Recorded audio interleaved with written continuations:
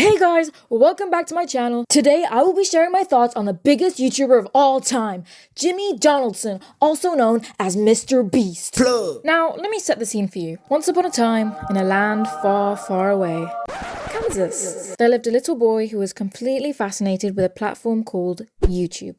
And not in a casual way, like obsessive fascination. He studied it, he analyzed it, he uploaded relentlessly. And while everyone else was watching videos, he was asking why they worked. He wasn't famous overnight. He wasn't lucky. He just refused to stop. Years of grinding, years of nobody caring, years of doing it anyway. And eventually, it worked. That boy was Mr. Beast. Now, let me move on to a performance. I miss the old Jimmy, shoot from the goal Jimmy, the funny soul Jimmy, sit on his goals Jimmy. Yeah, that's it.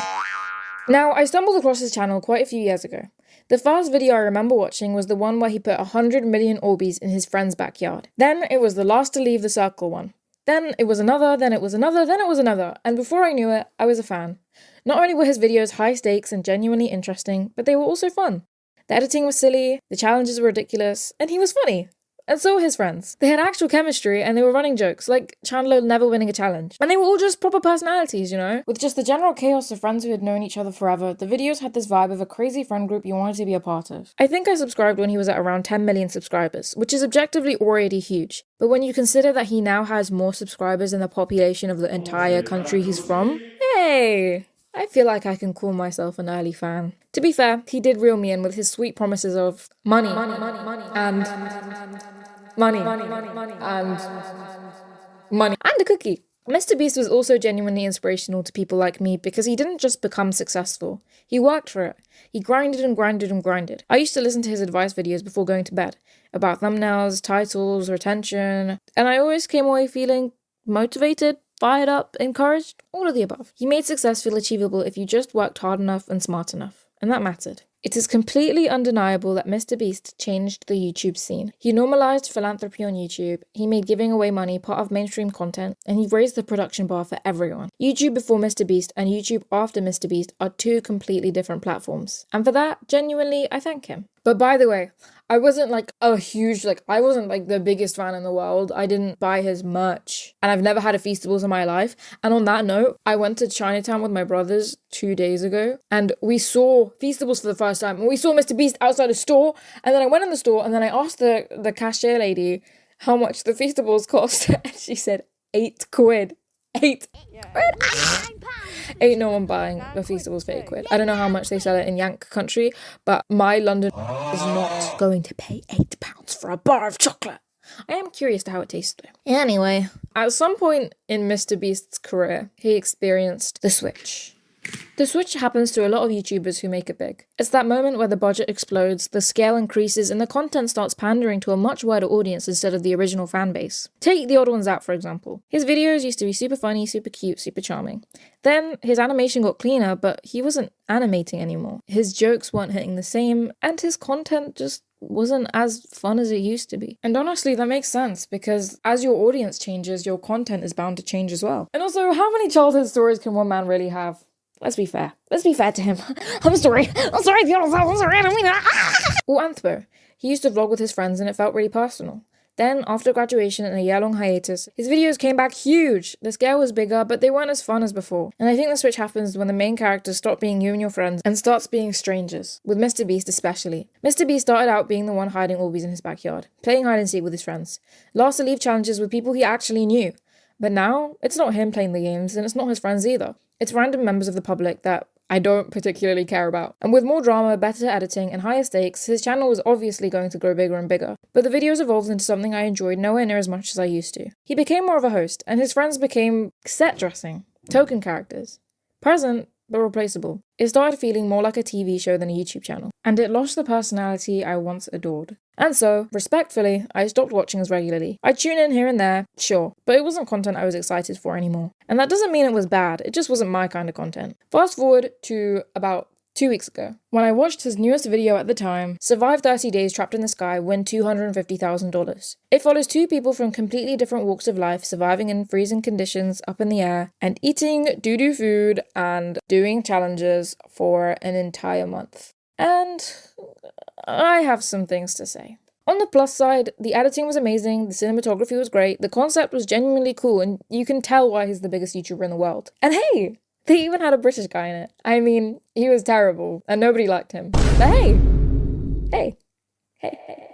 But here come my two biggest issues with the video. First of all, food wastage. In the middle of the video, the two contestants have to guard a table of super high, delicious, proper, good, delicious, yum, yum, yum, yum food in the sky, making sure it doesn't get sawed to the ground by a spinning blade that drops at random intervals over 24 hours. Easy? Obviously not. And shockingly, the rope gets cut and all the food falls to the ground. Food wastage is already awful, and it's used very often in YouTube for entertainment. But I did not ever expect this kind of behavior from you, MrBeast, because when I knew him before, he dedicated his channel to helping people who needed it the most. And now he's having it fall from the ground. Maybe they'll save it. Maybe they'll, I don't know, it's in tins. Maybe they'll keep it safe. And on the topic of food and drink, that brings me to my second issue.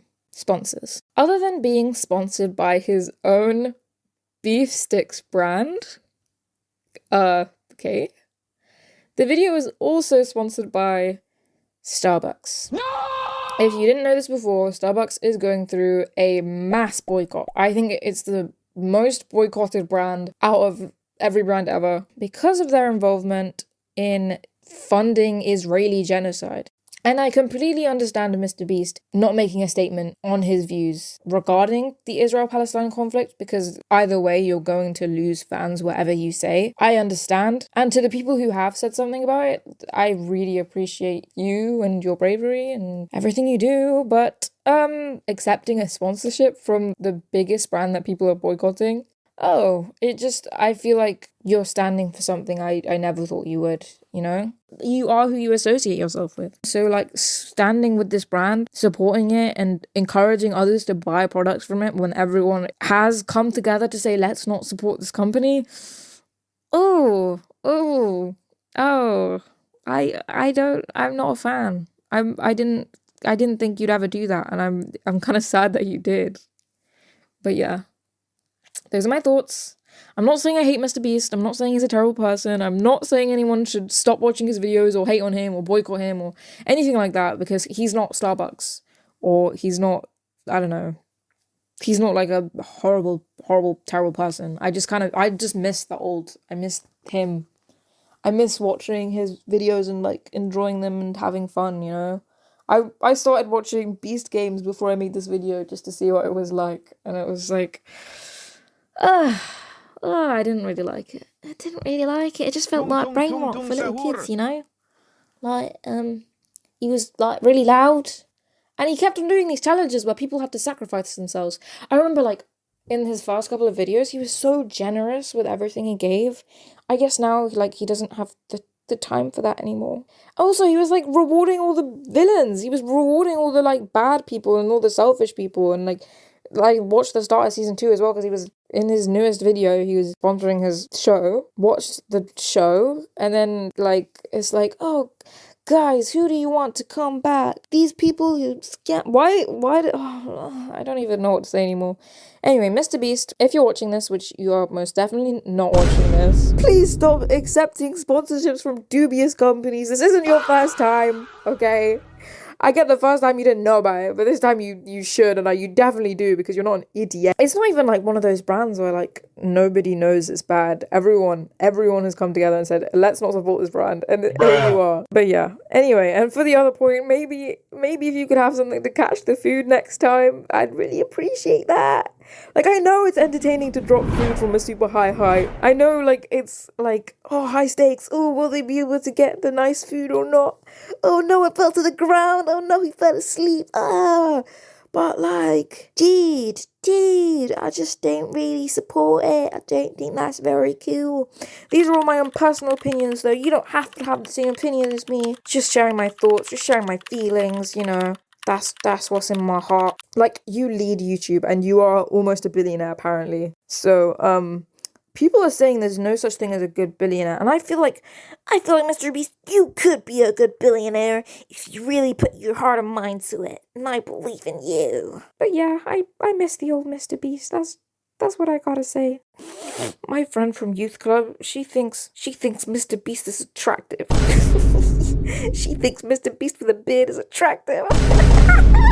Well, now every time I look at Mr. Beast, I think of her. I think of her and how she thinks he's attractive. Have you seen? I just, like, when I see him, like, I just look at his teeth now, like, they're so, like, perfect. Did he get veneers? I don't know, I just stare into his teeth, okay. Is that normal? Does anyone else do that? Yeah. Well, you made it to the end of the video, so that means you should subscribe, and it's my goal to become the #1 most subscribed YouTuber. I think we can do it, guys. I think we can beat Mr. Beast, but no hate to Mr. Beast, no hate to anyone. Love everyone except for phone scammers. Don't love phone scammers or murderers or bad people. Anyway, yeah, that's it for me. Take care. Bye. Bye. Oh yeah, Mr. Beast. Okay, here's my performance. Mr. Beast 6000. Oh, Mr. Beast 6000. Yeah, you know his name. He changed it once or twice, but now it's here to stay. Mr. Beast.